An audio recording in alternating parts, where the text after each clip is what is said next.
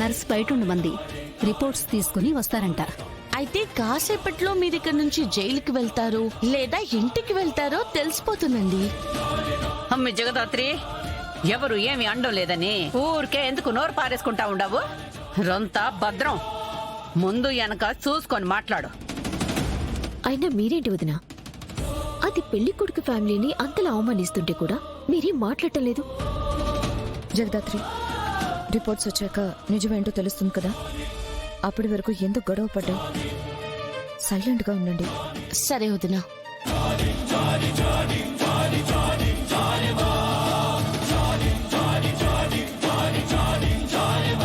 ఇద్దరు blood groups match అయ్యాయండి.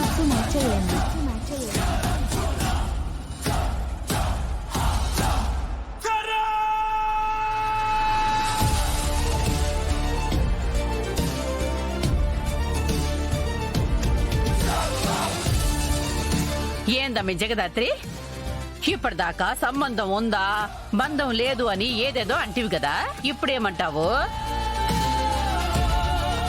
వదినా, శ్రీవల్లికి ఇంత గొప్ప సంబంధం దొరికిందన్న ఈర్ష్యతో జగదాత్రి కావాలని పెళ్లి కొడుకు ఫ్యామిలీని అవమానిస్తోంది.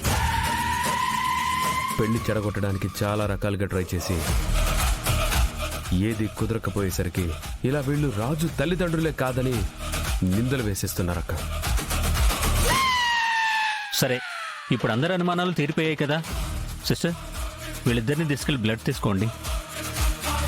వేరే హాస్పిటల్ నుంచి బ్లడ్ కూడా వచ్చేసిందండి, ఇక అవసరం లేదు.